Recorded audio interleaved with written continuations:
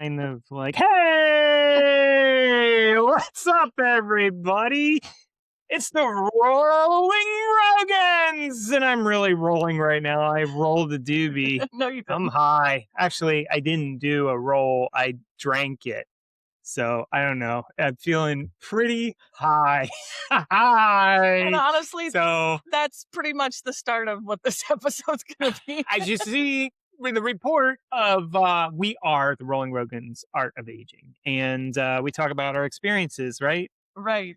And so, boy, do we have a lot of shit on our plate. And I'm not talking about just human shit. I'm talking about elephant shit, chimpanzee shit, rhinoceros shit, even a hippopotamus shit, but that one floated away. Anyways, we have a lot of shit, and we have to take that shit off and shovel it. Hopefully one day it actually grows into a nice little teeny weeny plant that just bursts like fucking amazing fruit. We're all happy because we gotta be fucking happy. I shouldn't have had him start. This is pretty bad already. Like RJ. we are. And so yeah. He didn't roll a doobie. He had a smoothie. That's what he had. Yes. Yeah. Yes. I don't, dude. I like honestly, it's like I'm not sponsored by Cheech and Chong. Like, awesome guys. They made a can of Miracle Can for me for some reason. It's just called Tommy Palmer, and it's like 10 milligrams, and I think it's the same can you're drinking right now, that size. So I don't drink a lot of energy. Like, sorry, I'm talking to our guest that we haven't introduced, but we'll get back to that. But anyways, Maybe I shouldn't have had you start this. And so I'm sorry about this can. And anyways, you drink it, and it's amazing. Like, it's just, this is my total recall from being a caregiver. We are not endorsing drugs and alcohol for self-medicating. So, but sometimes they do come in handy. Yes.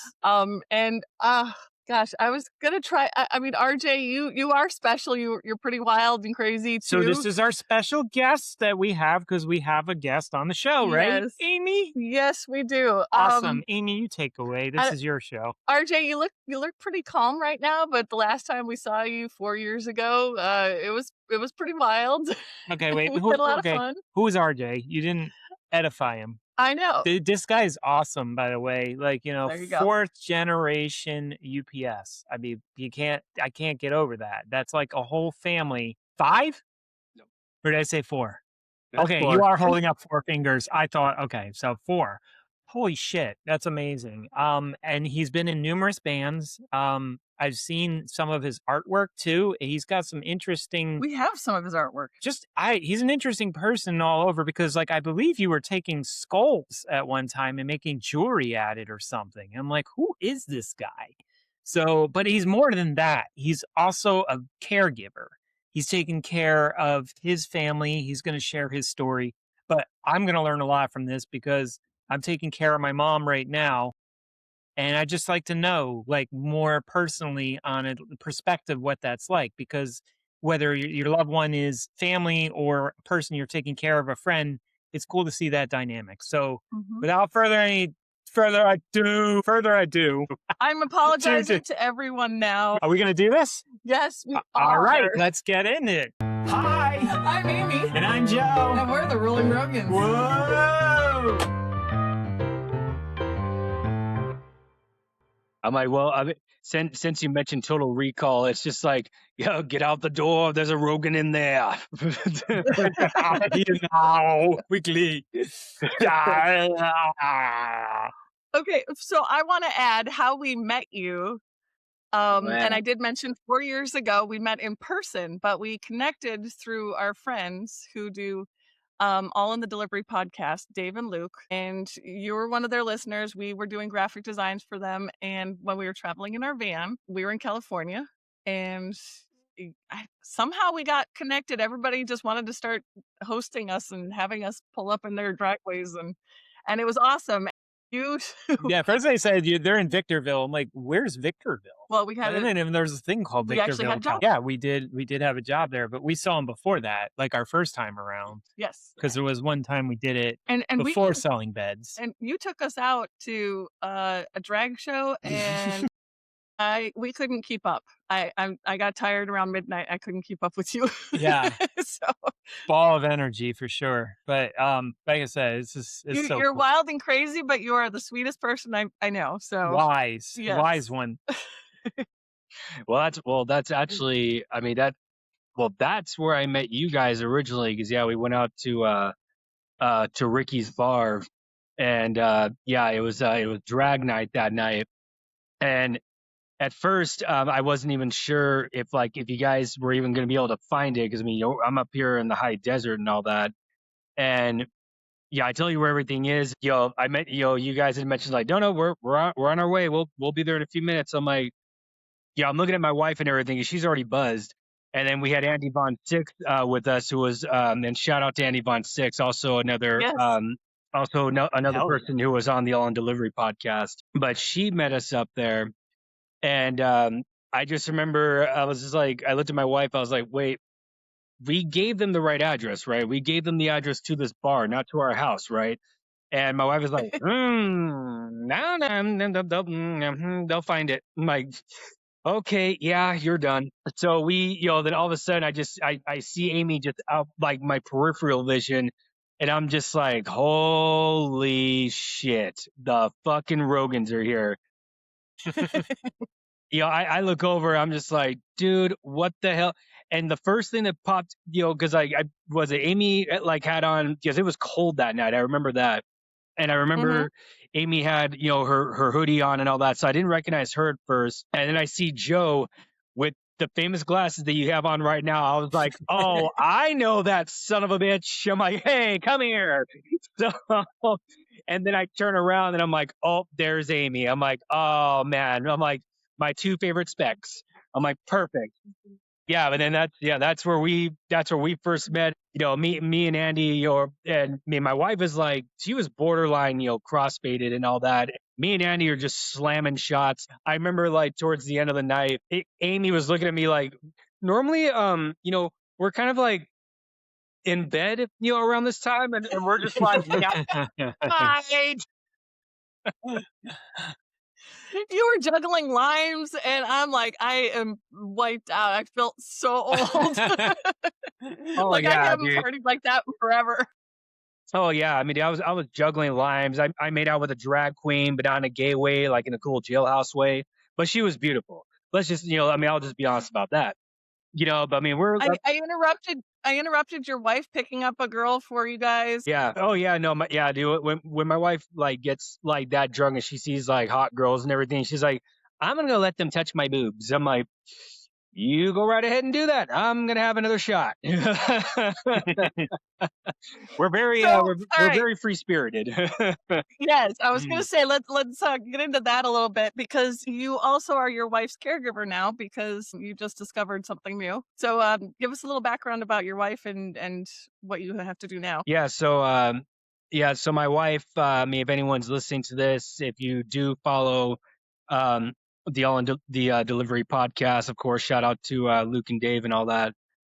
She also was interviewed on there, and she's been a porn star for she's well over, God, I think like 11, 12 years now. And Wow. Hey, that's vested. yeah, something like that. It's kind of funny, like when I hear my wife being like, "Oh man, I'm literally in the industry. I'm now considered a stepmom age." Hey, you do you. I'm like, whatever content you want to make, But There's a but thing for that. but yeah, so she about I think it was about almost 2 years after we met you guys that night. um she had fell and hit her head pretty bad on the side of our nightstand. And then after that, she started getting seizures just out of nowhere. And she finally went to the doctor and everything. The doctor found a spot on her brain, which we're still trying to figure out what has happened, because they originally diagnosed her with epilepsy.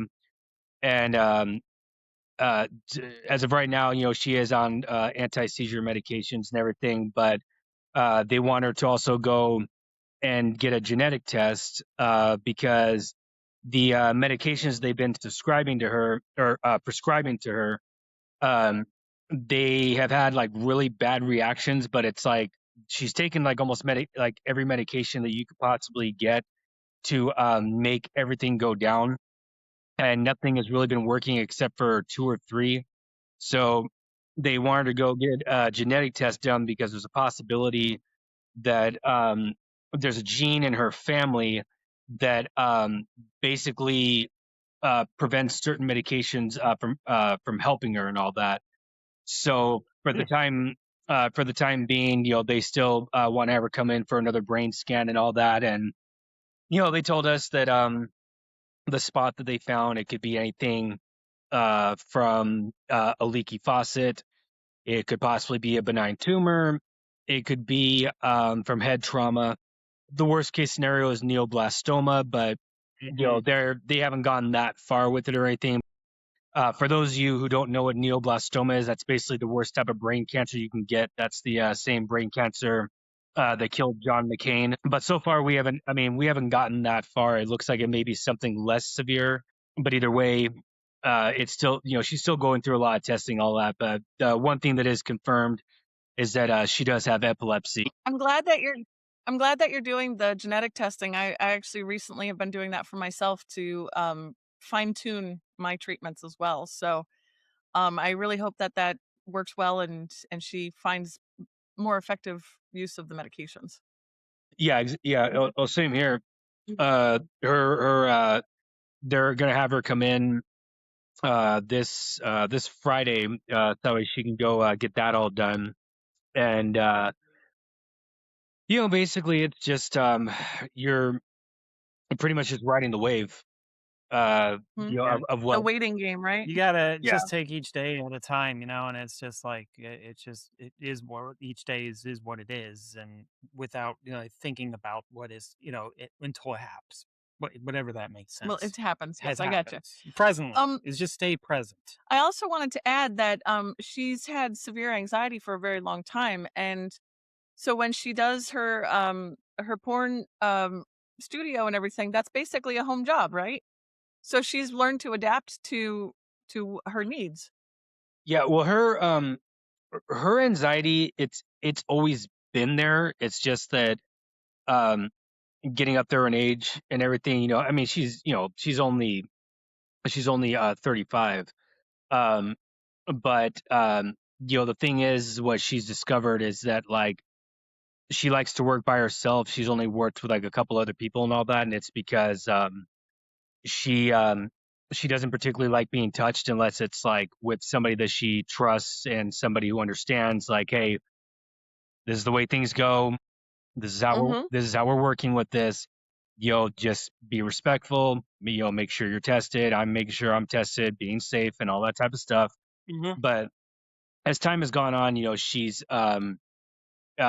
become very sensitive to touch. So it's more of her just doing her own thing now, which Yeah. which makes her comfortable, and she does what she can do and all that. But her anxiety has always been there. It's just that as she's gotten older, it's gotten progressively worse. And the thing is that her anxiety can also trigger her seizures. So she has to be very, very careful with like with her with how she takes her medication and all that. I mean, there's times where she's in bed for days on end because she just she's afraid of getting up and all that. She's afraid of interacting with people. We also found out that she is on the spectrum, so loud noises, touch, certain frequencies can set things off. So unfortunately, it's just it hasn't been going in the direction that she wanted or anything like that. But as of right now, it's pretty much become a whole thing of where it's like, okay, well then we'll roll with the waves, and it's like I'll do my best, of what I can do to make sure you're taken care of. I'll make sure dinner's handled. I got the laundry. I'll clean up. You just focus on getting better and all that. I mean, like just yesterday and today, it was cleaning the room so she didn't have to worry about anything, did laundry. Dinner's already ready for her. I do meal preppings and stuff like that. I think if it wasn't for my mother and grandmother being sick, and for having mainly to take care of my mom, this was back in from 2000 and like around 2015. My mother, she had just beaten cancer, and she uh she was diagnosed at stage 4.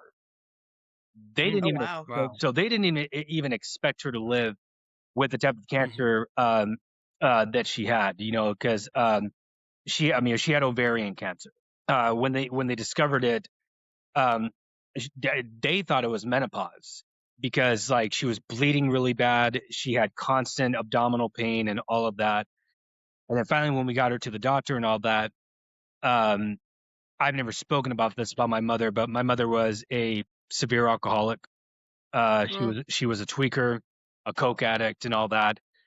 And yeah, I think I might be one of only a few people who actually can say it's weird to say this, but like cancer was like almost a blessing because at that point I hadn't seen who my real mom was since I was like almost the age of like 7. She Wow. was constantly on substances. And when she was diagnosed, that's when they said, like, look, we know what's in you. We know what you've been doing. You have to stop if you even want to have a chance of possibly living. And Wow. and so my mom was like, well, she's like, I'm dying anyways, right? And they're like, as of right now, we basically can't even stage you because you're so far gone. Wow. And so she, so she came to me, and my godfather, uh, he passed away from throat cancer. But before he passed away, he had gotten me into juicing and things like that. So I knew. Healthy juicing, right? Yes, the healthy juicing. Fruits and veggies. Good show, Amy. Good show. But yeah, it was like stick to your greens and all that. Yep. And my mom, of course, like being an alcoholic, you're gonna crave sweets. So it's like, well, no candies or anything like that. It's gonna be apples, strawberries, raspberries, blueberries, as Joe also shared. But yeah, it was just like, we got to make sure like there was plenty of blueberries and everything, with the antioxidants and all that. The greens, obviously, to help with your digestive tract, keep your immune system up and everything. Somehow she had the willpower and she beat it. And her doctor, he had gone to he went to Johns Hopkins University, so I mean he knew what he was doing. And when she finally was in remissions, he came up to me and he shook my hand. He's like, "Look, I've never met somebody who actually took care of someone so, to the best of their abilities in order for them to actually keep their immune system up. But if it wasn't for what you actually did for your mom, I don't think she even had a chance." He's like, and I'm going to be blunt with you. I thought she was going to die. And, Wow. and hearing that from him, and he went to Johns Hopkins for, it was like over, I think like 13 years or something. He had passed his 7-year mark for graduation, but he went in for further studying. I'm trying to remember correctly, but he studied basically when it came down to red cells and white cells and all that, when it came down to cancer research and all that. And he found certain things in my mom that he had studied. And he's like, you know what? I think she might have a chance, but honestly, I'm not going to put 100% on it. He came up to me and he shook my hand. I don't know what you did, but you did everything right. And she's in remission, but let's see where everything goes from here. Shortly after my mom was in remissions, I had spoken about, Kiki had spoken about this on the All in Delivery podcast when we met and all that. The day that my mom was in remissions, my late fiance was killed in a car accident. My God. So I didn't even have a chance to like even celebrate my mom's life. Now I'm mourning, somebody Wow. who I loved, so much. Yeah. And then I went on a downward spiral, I got into alcoholism. I started doing drugs. And then when my Wow. wife came in, she recognized everything. She's like, look, your mom's in remissions. Like, you need to make sure that you keep your eye on the prize because, she needs you. I was like, all right, I'll try to nip this beast in the butt, and, unfortunately, when it comes down to alcoholism and all that, it's something that does get passed down. And, it was a very, very difficult thing. But in the end, the one thing that kept my happiness going was that, wow, like I have my mom back. Like for once, like, she was talking the way that I remember her talking when I was 5, 7 years old. She wasn't, Wow. Hmm. she wasn't yelling anymore. There was no more breaking plates because nobody was washing plates. There was no Wow. more staying up all night working on car engines only to disassemble them and never put them back together. It was just, it was a So you got frail, your mom back for yeah, that. I had my mom back. It was a frail woman who was just like, you know what? I want to walk. I want to go out and see the dogs. I want to go smell the flowers. And I'm like, all right, well, you know what? Like maybe I can do this, and I'm gonna nip this in the butt when it comes down to what I could be. As hard as it is to admit, it's like great. Now I'm starting to go down the spiral of where she was, and it's just like, no, can't do that. No, stop that. I mean, that little voice in for anyone who is an alcoholic and everything, that little voice in your head, it's like just one more, just one more. And Wow. for me, I was just like, fuck you, one more. It's like, no, I got to get the juices. I got to get my mom's regimen going. So it's It, pure willpower. yeah, it was when it was very difficult. It was very, very difficult. And So I have a question. What made you initially take care of your mom to begin with? Because like obviously it was not a very good growing up. my mom had a very abusive ex-boyfriend, who was her boyfriend at the time. He raised me and my sister, and but the thing was that he was very angry. He went to jail multiple times, but as much as I hate the man to this day, I will give credit to where it's due. He took care of my mom for many years, but at the same time, he also was one of the ones that was supplying her before she got clean. And there was verbal abuse that was done to me. There was physical abuse done to my mom and all that. And he stuck with her, and my mom stuck with him, even though I disagreed with it. And finally, my mom reaped what she sowed, basically, and we lost our home. She took out 3 mortgages, didn't pay them back, and we lost the house. And she was able to go into a mobile home park. And I'd like to say, um, her boyfriend got a little bit better, but I can understand his stress levels and his anger levels when it comes down to like, look, this is very frustrating. It's something very difficult to deal with. But the problem is that he basically did what my mom did to my grandmother. And my mom was my grandmother's caretaker for a while because my grandmother was addicted to medications. She started becoming dementia riddled and all that. She was abusing her medications, her pain medications and everything. And my mom would blame her for everything. And then my mom's boyfriend started blaming also my grandmother for everything. Constant yelling, constant verbal abuse. Um, Also, he did the same thing to my mom, though. He's like, you're doing the exact same thing, though. You're abusing your medication. Come to find out, my mom she was an addict. And Mm. the thing was is that when push came to shove, this was back in um, early 2017. He laid his hands on her one more time, and my mom called me crying, saying, "I don't know what to do. Like I don't have anyone to take care of me. Like I don't know what to do." And I told her, I'm like, look, if I, because I was on my way to work, I was living up here in Victorville. And I told her, you know what's going to happen if I go down there. If I go Mhm. down there, he's going to stop breathing. Mhm. So Mm. either you call the cops and you let me take over, or I'm going to come down there and I'm going to go to jail for the rest of my life or go to prison for the Mhm. rest of my life. So you make the Right. choice. And at that point, she said, okay, fine. I'll call the cops. I'm like, good. She called the cops. They took him away, got a restraining order against him, banned from the house.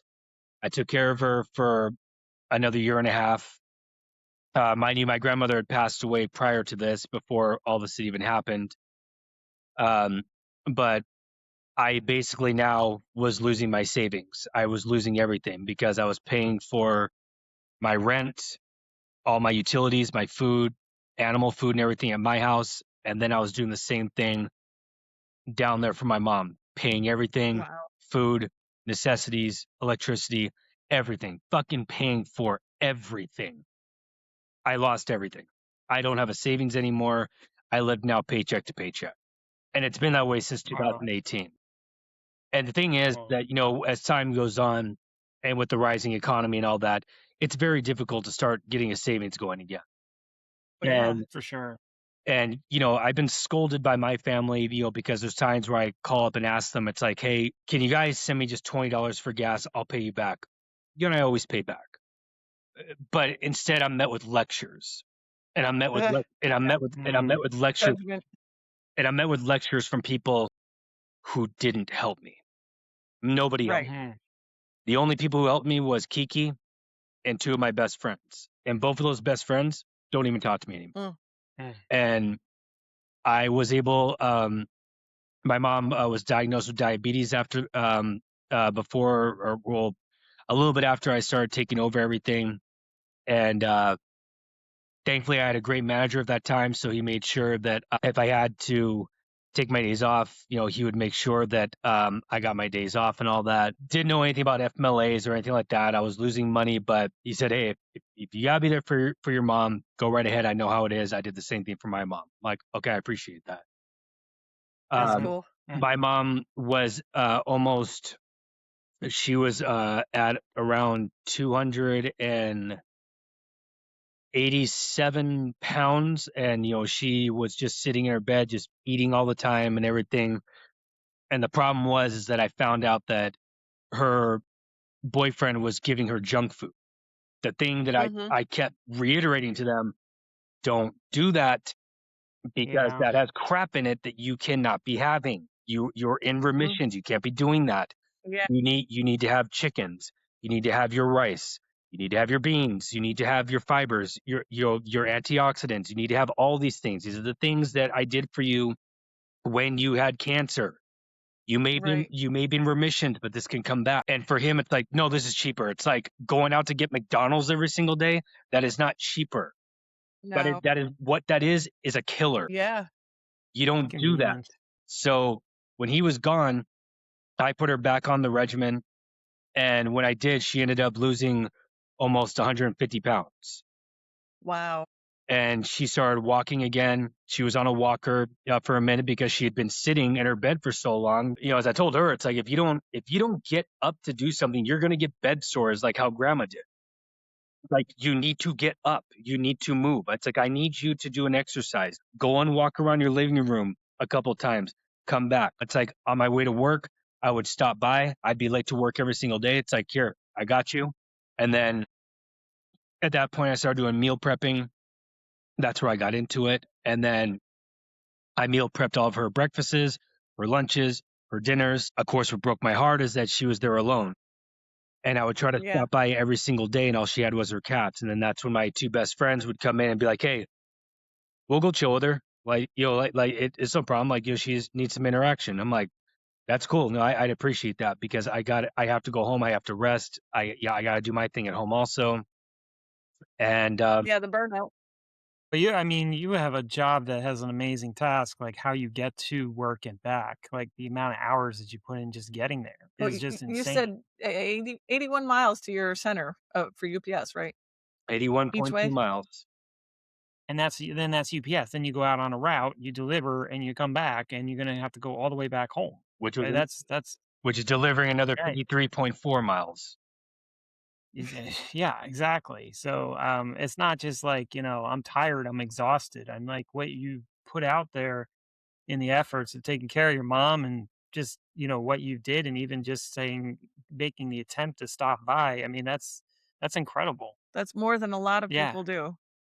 A lot of kids don't even, they're like, "Oh, I'm too busy. I can't do this." Like And you you have stepped up and put her in remission. That's amazing. you had people next door that could, yeah, like, Yeah. just don't even see their family. Like in our experience, when my mom's husband passed away, his sister lived 10 minutes down the road, but they haven't seen each other for 5 years, and blame my mom And for we his death. we saw them more often than she did, and we get blamed for it. Yeah. Like, huh?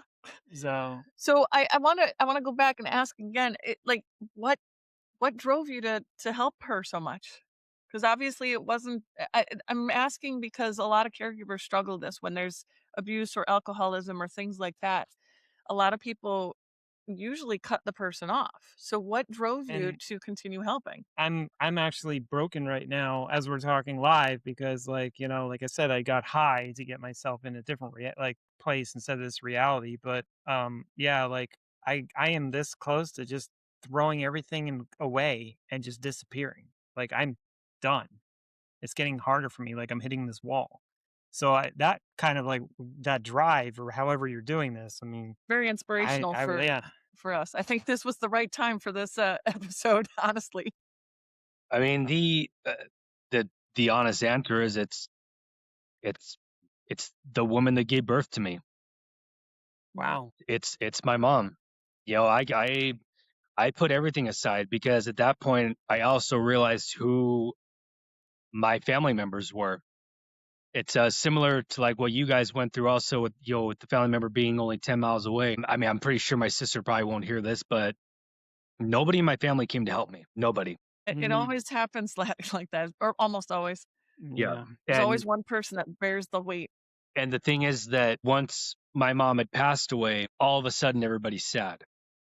And it's just Mm. like, Yeah. okay, I'll bite my tongue. It's like, Mhm. but now I'm seeing who you guys are, Right. you The know. real But in the end, it's just like I've if I had stayed angry, I would have became my mom's boyfriend. I would have been just like him. I would, it's like I would have taken every single thing out on her.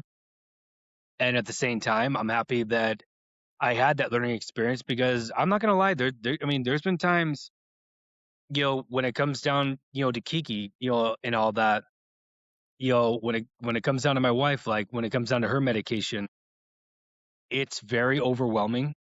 It's very frustrating, but people have to understand it's like you have to jump that hurdle and understand that it's not their fault. They're just trying to get better in the best way they possibly can. The difference is it's like my mom, my grandma, they did abuse their medication. And then when I stepped in, it's like, no, not under my watch. And if you want me to take care of you, then I don't want to hear jack out of your mouth. It's like you're going to do it my way or I'm going to get back on the highway. Yeah, It's just, I don't think we're strong enough with did that yet. would you get a lot of pushback? oh, I got pushed back many of times, but in the end, it's my mom. It's Yeah. it's like I suck at this. No, it's okay. It's everybody's, I mean, I mean, dementia that's is its own beast as well. I mean, the one there's a thing. lot more to that. If there's one thing I will say about dementia, and this is the one thing I give praise to my wife for, my wife was mainly the one who actually sat in with my grandmother when she was going through dementia. And my grandmother would bring up the most randomest things.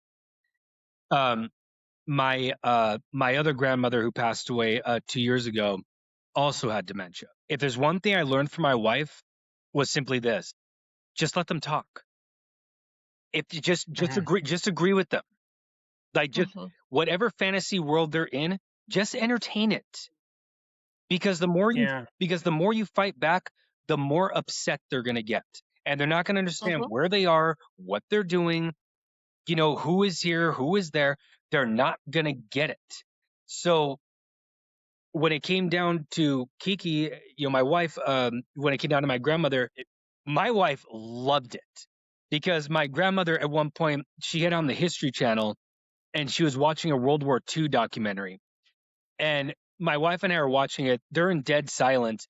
And my grandmother was like, she's like, I was just like only 12 when Hitler was killed.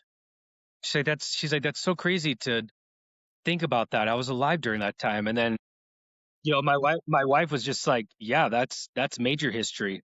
And then my grandmother just jerks her head and just goes, but what do you think about the Jews? We're getting close to that as well Oh my God. with other things. But the thing is that my wife just entertained it. She's like, I don't know. Yeah. She's like, I think they're cool people. I mean, I don't think they deserve what they, should have gotten. And my grandmother was just like, but maybe that man with the mustache might have been right about some things. And it, and, Wow. and then, but and mind you, my grandmother, it was not anti-Semitic. She was not a racist by any means. She was just But it's stuck on. amazing how it comes out. Yeah, it's like she was just stuck on the History Channel all night, and she would just say these random things, and my wife would just come in. She's like, "Oh my God, the things that she's saying," and I was like, "Well, how bad is it?" She's like, "Just go into the room," and I was like, "Okay." So I go into the room, and my grandmother looks at me. She's like, "Ryan, the Volkswagen was the best car ever made." I was like, I'm pretty sure it was, for its time. And and she was just like, but do you understand where that car, what Volkswagen even means? I didn't know these things. I'm like, what didn't you know? And she was like, do you know what Volkswagen means? I was like, I don't know, Grandma. What does it mean? She's like, for the people. But why? How Mhm. come? But she's like, how come your mom's Volkswagen Jetta broke down on us? That wasn't for the people. It wasn't even for us. I Joe and That's I, we funny. actually when we interviewed his mom, we said parents say the darndest things, and I actually have a notepad, a note thing in my phone where I just write all this shit down. It Oh, is They're hysterical. bumper stickers. Oh my it's That's god. what golden. Oh, it's golden. You know, Yes. as I never heard. Like I said, my grandmother was never anti-Semitic. She was never a racist. I mean, she lived through that. Yeah, I mean, because I think I mentioned this one time on the All in the Delivery podcast, but I mentioned that my grandmother, when she was a baby, Mahatma Gandhi bounced her on his knee because my great grandmother and great grandfather were the very first Australian missionaries to Christian missionaries to go to India and actually help the people over there. And wow. when Gandhi came in during his fasting and all that, he sat down with them and actually had a talk about spices and herbal remedies and all that type of stuff. Wow. And my grandmother just Yeah. out of nowhere, she's like, "That man bounced me on his knee, but he never gave me salt or pepper." I'm like, what? We're in mid stages right now, so it's really hard because sometimes she's very lucid and it's very clear, and then sometimes it's like that, like what? I So I know mean, it's coming to you more, but I think I Joe, I think you're know. feeling broken right now. I think you really have to hold on to that part and like what he said, it's your mom. Like, I mean, we all have a choice, but I'm taking from you is that it was a very conscious choice that you just pure willpower. You powered through this. yeah, and it's just like, and as I learned from my grandmother, when it came down to my grandmother who passed away 2 years ago, my dad was acting similar to how my mom was, because my mom was like, she's out of her mind. She doesn't know what the hell she's talking about. And my dad, like, my grandmother would be like, "Hi, Ricky." Like, and she's, she's from San Juan, Puerto Rico. So it's just nothing but Oh Spanish. yeah. So so my dad had to translate it for me, and my aunt had to translate it for me, and they're like, and they basically were saying like, "Hi, Ricky, do you remember when when we went down to the beach and we saw all those iguanas when you were 6 years old. See, but my dad would fight back and be like, "No, mom, I don't remember that. I was 6 years old." And I remember looking at my dad. I'm like, "Dad, just go along with it. Right. Just let Yep. it be. Let her live wherever her brain is taking her. Yeah. Just let it go." Because that's what's giving her a happy place. Just let it go. It's fine. Mm. It's like it may be frustrating. I'm very sure it's frustrating. I saw it, but at the same time, you might get comedy gold out of this. Just enjoy it. Yeah, you do get the gold out of it for sure. With my mom, a little bit of her situation is to agree with her sabotaging and talking to herself negative is such a hard thing, Yeah. especially if that's my mom. She's a bit of a narcissist. Well, there's not a bit. There's a lot. The narcissist is there, but also like, she has a lot of like self-esteem about herself that she can't Yeah. get over. And Uh-huh. so she's just like the way she talks to herself negatively, it's almost like it's destroying her. It breaks my heart because It's like she's not man, happy with who she is. you don't really want to encourage that because, well, I mean, one, it's Negative self-talk. yeah, it's negative self-talk, and it kind of makes her have poor health and everything about her, especially her tremors that she has, and that triggers all that. So she's just like, I get it when someone says like they can look at the sky. Some people say, "Oh my God, how beautiful it is," and my mom be like, "Oh, it's so dark." It's like, No matter what the sky yeah, looks and it like, it's doesn't a matter what, complaint. and even the sun's out and stuff like this. But then she says, "I hate this" or "I hate that," and it's like I to agree with. Oh yeah, I hate that too. That's It's hard. just that is really that's hard, We're I very guess. positive people, and we worked It hard can to break maintain you. that positivity. Yeah. So I Yeah. think, Yeah. there are some shorter straws maybe like when you get to that level of caring. I don't know, Each but person's different. each Yeah. person, but yeah. Yeah. Well, I mean, and the thing is that I'm very similar to you guys also, where um, it is the same thing of where it's like I am like a very positive person and all that. So when you hear certain things like that, yeah, it'll either make you or break you. But in the Mhm. Yeah. end, sometimes it's best. You got to try your best to bite the bullet, Mhm. and it's very, very difficult because it's the one thing when it comes down to you guys. I mean, this is where we bonded as well too. It's like you guys are like me. We're happy-go-lucky people. Okay, it's Yeah. like I might be a little bit more out there and being a wild child and all that. As Joe said before, on one of the on the delivery podcasts, he basically said it's like he's a wild guy with a big heart. It's like you can't control him, but you can't tame him. And it's just Mhm. like, yeah, but in the end, my door is open. Yeah. It's like my door is open, my heart is open, no matter what. And Yeah. when you do have that much happiness inside of you and you hear certain things like that, it will affect you. There's no way around it. It's going to affect you. But if you're able to try and find some medium happy ground to where Mhm. you can be comfortable with accepting of what they're saying, it's all for the better. But nonetheless, it's difficult. There's no way around it, especially for people like us. Yeah. So, I was thinking of something here, and correct me if I'm wrong, but do you feel that everything that you went through with your mom, your grandma, prepared you for taking care of your wife more so now? Like you said, the medications are difficult. Mm. Like, when did you realize that you were also your wife's caregiver? Because that was a very recent realization for Joe Um, that he's my caregiver. well, when her medications, that came on very slowly because they had her prescribed on like very, very low milligrams, like in all that. It was very small dosages and all that. Um, as it progressed, it got further and further. And with that, as I said before, with the doctors and everything, they tend to look at things and be like, well, she's on alazapram. That's generic Xanax. That can be abused. And it's like, Hmm. yes, They just it assume. can. Yeah. But when you have somebody who literally needs it in order Yeah. to sleep, because My wife has a sleep disorder. Like, she's basically afraid to fall asleep, because she thinks she's going to die in her sleep and all that. So that's where Wow. alazapram Mm. comes in and actually helps out a lot. So when you have doctors pulling crap like that, and then she's basically,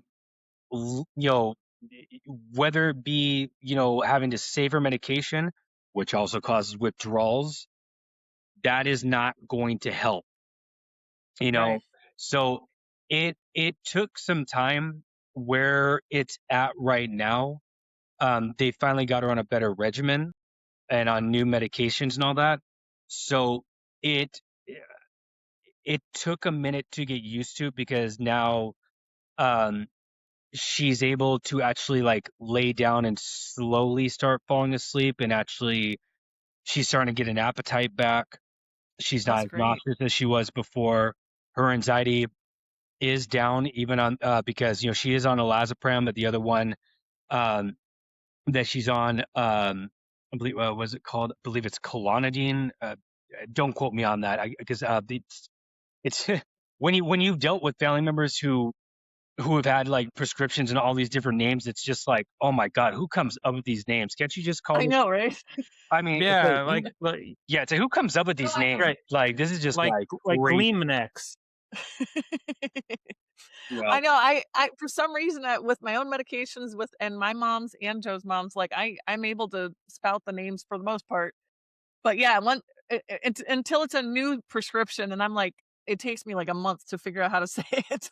Well, yeah, and if you're able to even like pronounce those things at some point, and you realize so many names of these pharmaceuticals and all that, that's when you get to the point where it's like, damn, do I have a pharmacy in my house? Yeah, right. Seriously. Yeah, but yeah, So I've it took a never minute. spent so many visits to CVS in my life until no, now. I'm glad it's literally like 5 minutes away. You know? I've said, "Forget, I'm not waiting in line anymore." Now I'm doing the drive-through all the time, just Well, and then you eventually just even push the button, the Tesla drives you there and then yeah, drives you back. I am waiting for that to happen where I can just send my car to go get it, you know? Hmm. I will still do the effort. I'm not gonna be like George Jetson that's lazy as fuck, sitting on his ass and pushing a red button. No, but you deserve to be retired. You drove UPS, you drove us around the country in our van, so you deserve to retire from Yeah, driving. from driving. Yeah, there's that too. Yeah, So out of all of that, with your mom, your wife, all of that, what's the most rewarding part of caregiving for you? to see the love of my life still breathe. Hmm, Hmm. It's just that's beautiful. that's because I've already had two people go on me. It's just like, like I said, I mean, this does get frustrating. There's no way around it. I mean, it does get frustrating. The thing that will make you an asshole is if you start blaming that person for the illnesses that they have, which is what my mom's boyfriend did. Hmm, I Hmm. don't do that. that's good nuggets. Yeah. But it does get frustrating. But for me, you know, being able to like bring her a meal, see a smile on her face, to actually see her get it, right now, I'm completely happy because she hasn't slept in 3 days. She hasn't woken up in Mhm. it's coming on close to almost 24 hours. Wow. She's getting the rest she needs. Yeah. That makes you happy. Yeah. So I mean, Well, as that's long a really lovely one. as long as she is breathing and has a smile on her face, has an appetite and all that, and she's doing self-care and everything, that's what gives me my joy. That's what gives me my happiness. You're operating on a whole high frequency, and that is just awesome. Like, Yeah. just where your mind is, where your intentions are, and there's not a lot of people out there like you. So I mean, that's pretty amazing. I have a healthy dose of selflessness, as I'd like to say. You know, Mhm. other other people can be selfish. I was like that for a long time. Selflessness is what gave me my happiness, but also, there are things that come with it to where it brings frustrations. But I think there's more frustrations that come along with selfishness. Mhm. But Mm. being selfless and everything, and like actually worrying about somebody else more than yourselves, more than yourself and all that. This is what makes me care about the world. It's like I worry, it's like if I see a homeless person on the street, I'm not going to give them money because I know where that money's going to go to, but I'll be the first one to go out to him and be like, "Hey, you going to be here for a minute?"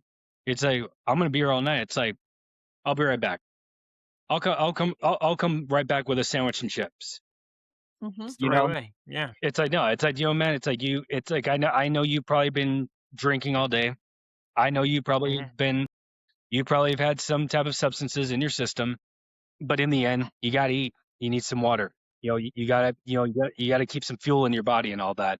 And, and if I go down to Venice Beach, over here in Cali and all that, if I go down to Venice Beach and I see a homeless person with a sign that just says, "I'm not going to lie, I just want some weed. I just want some beer." It's like, I got you.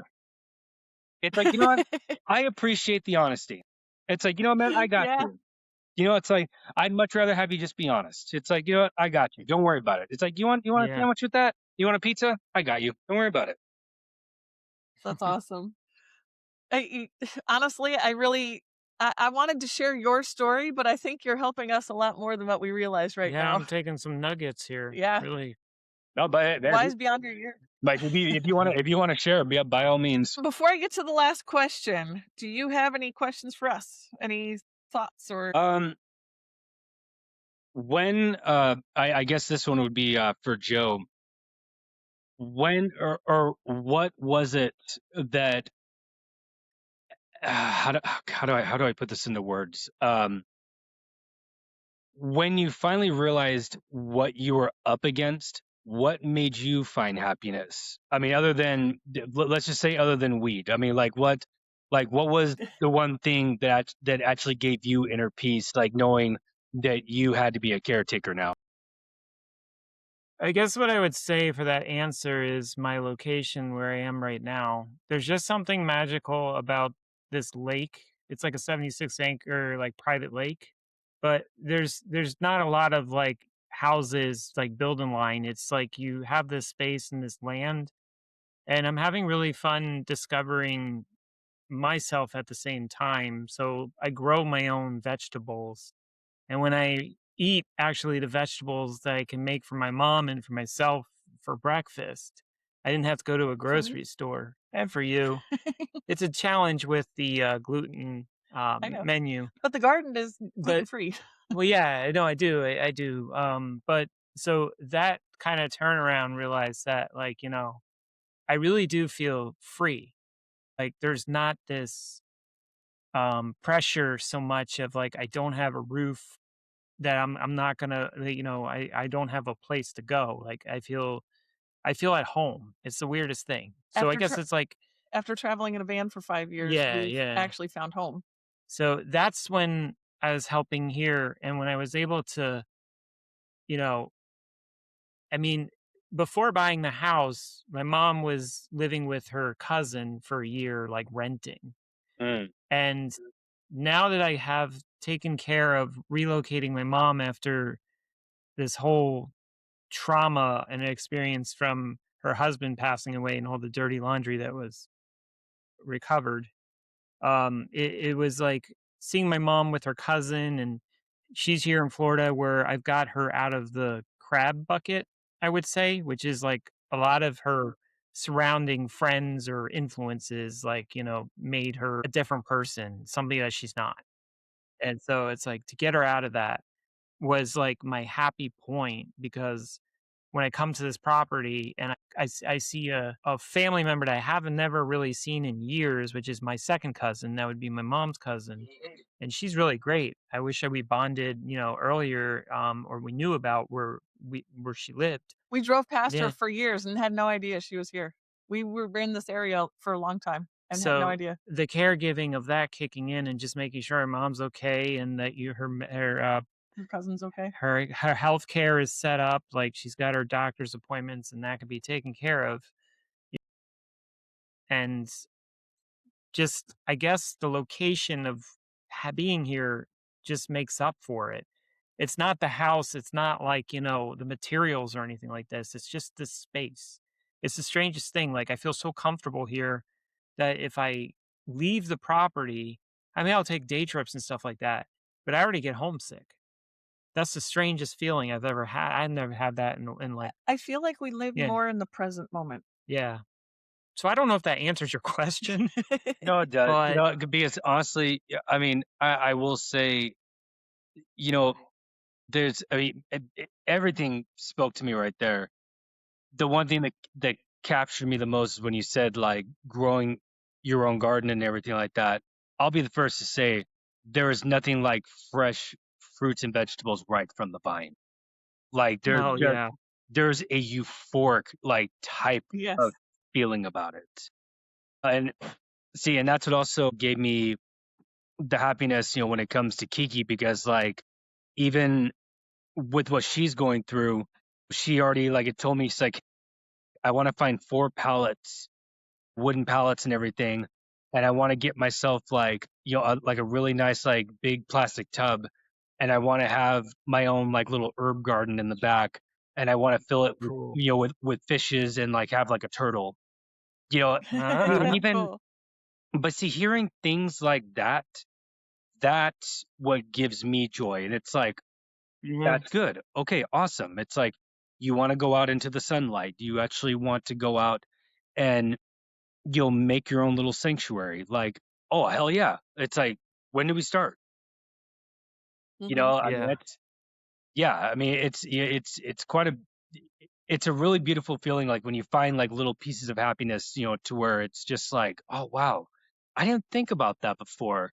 And she would, there's times like where she'd wake me up in the middle of the night, she's like, babe, look at this, look at this. And I was like, what is it? And she's like, look. And she's like, she was just like, look, if we could actually grow these tomatoes like right over here next to the pond, and we could have like a filtered system, so that way, like it drains, into the plants and everything and all this type of stuff. aquaponics, sweet. Yeah.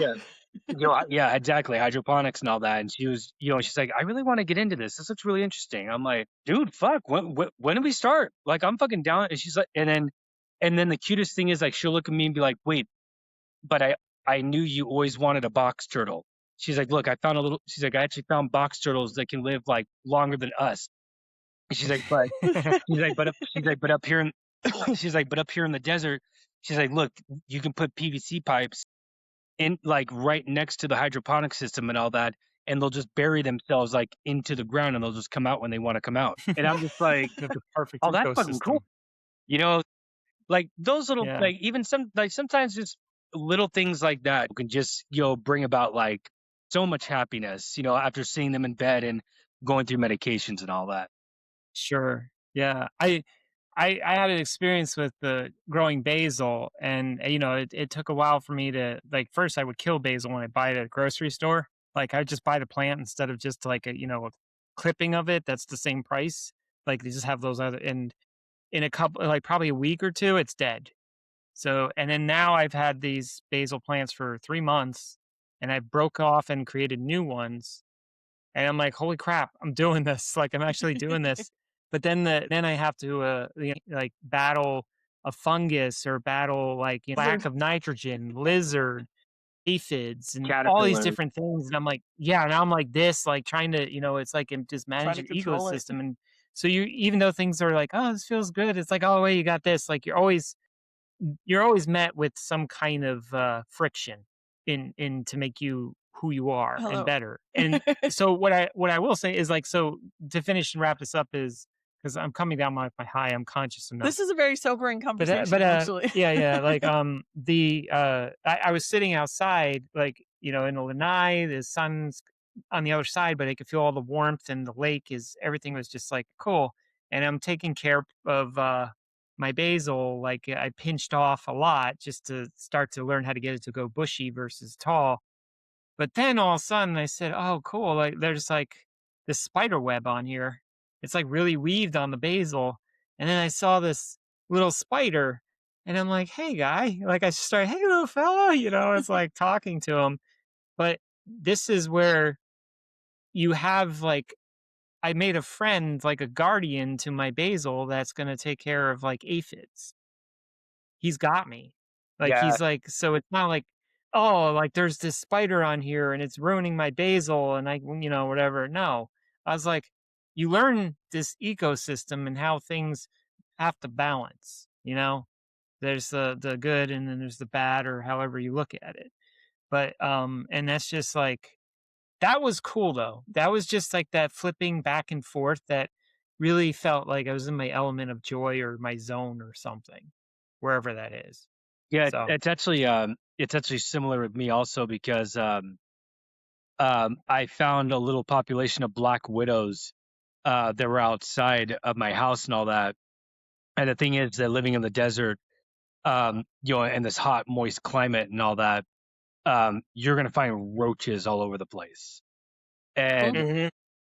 and the cool thing is about black widows is that unlike other spiders, is that they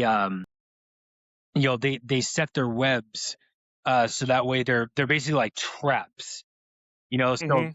they'll put their webs down below, and then whatever wanders across, that grabs them and they take them up and get them.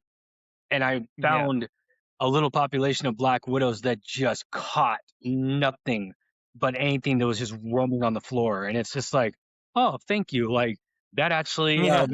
that saves me on pesticides and all that. So Right.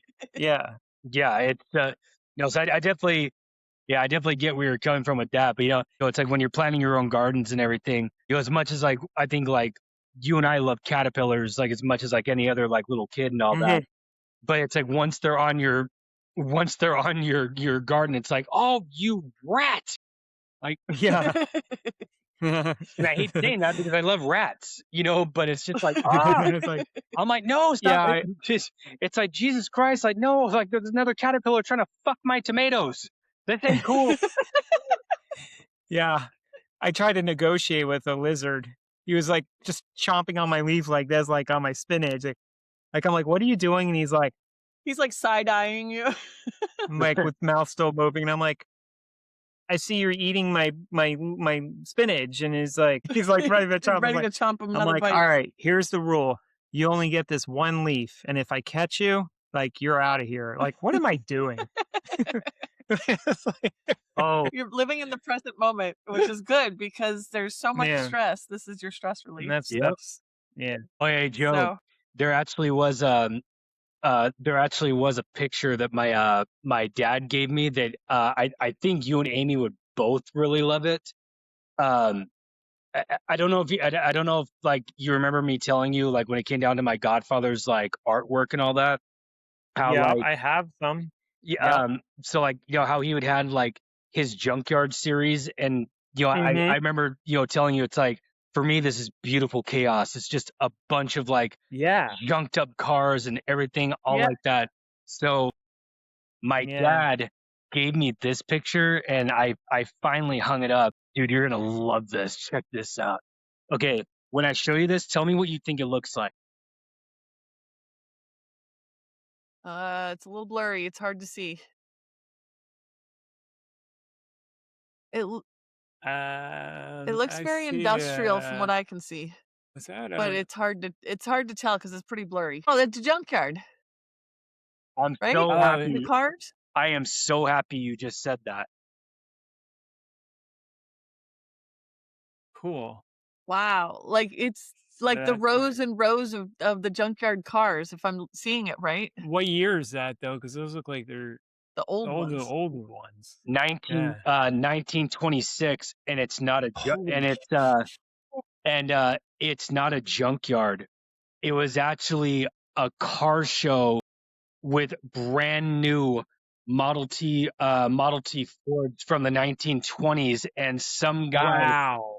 some guy Holy shit! lit up a cigarette, and it caught fire under the tent that it was in, and it burned all of the brand new cars. Oh, Oh, wow. So if you look, and he painted that? no, it's a photo. That's a But look, photo. Oh, it's a photograph. Okay, sorry. but, That's an but incredible photo. That's incredible. but all those men Like, right there, those are all the car owners just watching their cars burn to death. Oh, wow. so was that like taken from somebody like from a building or something? Because that's like pretty like Yeah, That's an yeah. aerial view. Wow. It was done for that. That was actually in downtown LA back in the 1920s before all the huge buildings were there and all that. Gotcha. Send me a clear picture of that. I'll try to put it That into the video of this so people, if they're watching on YouTube or Rumble, that they can see the video or the actual picture of it. Oh yeah, no, I'll send it to you on my normal phone since I'm using my cousin's Yeah, phone. But yeah, yeah, exactly. I wonder what those headlines were for that person that accidentally Oops. burned Model T Fords. yeah. So Well, apparently, as the story goes, no one knew who did it because everybody was smoking at that time. But That's true. apparently, someone flicked a cigarette and it lit up the tent, and everybody just evacuated. And Wow. they watched all of their show model cars just burn up in flames. Wow. Oh my gosh. Thanks for sharing that. That's yeah. awesome. Oh yeah. We're gonna wrap up with the last question here. We ask all of our guests that we've had. I kind of have answered a little bit throughout this whole episode, but I think he did. He gave the answer. You're right. so our podcast is called The Rolling Rogans Art of Aging. So obviously we're all artists too, but there's also just an art of living. What does that mean to you? The art of aging? The art of aging for me, honestly, that is a really good question. Wow. That is a really good The that conscious interrupt. that one wow, that one actually threw my mind through a loop. The art of aging. I would say watching watching the world transform into I mean, honestly, I think that's really just what it is. Just watching the world transform and then watching yourself just go along with it. You know, That's I mean, cool. there's something new every single year, every generation, every century, you know, and yeah, I mean the art of aging is watching, the progression of life. I mean, if there's really a word Yeah, I can give it, you know, I think that's probably like the best way I can describe it, honestly. That's a really cool answer. I I mean, it's like like that perspective. you're Yeah, experiencing the ride of life is really what it is. Like, seasons will change. You can't just argue about like the weather's not going to be like you can't control that. you You're just can't going to have to control the go weather, along with can't it. control certain things. So yeah, like it's like it just observing it from that perspective. I think that just kind of keeps you more grounded in a way so that like, you're not always looking at the past, like wish you did this, wish you did that, or You're it's not like so or wrapped up like in the so future. wrapped up in the future.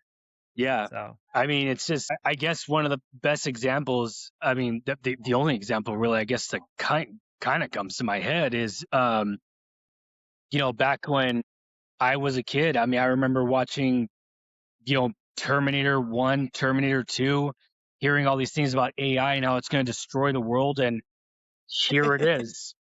Now Yep. it's yeah. here. And now what are we hearing? All we're hearing is that it's going to destroy all of us. So we're literally riding the waves of chaos.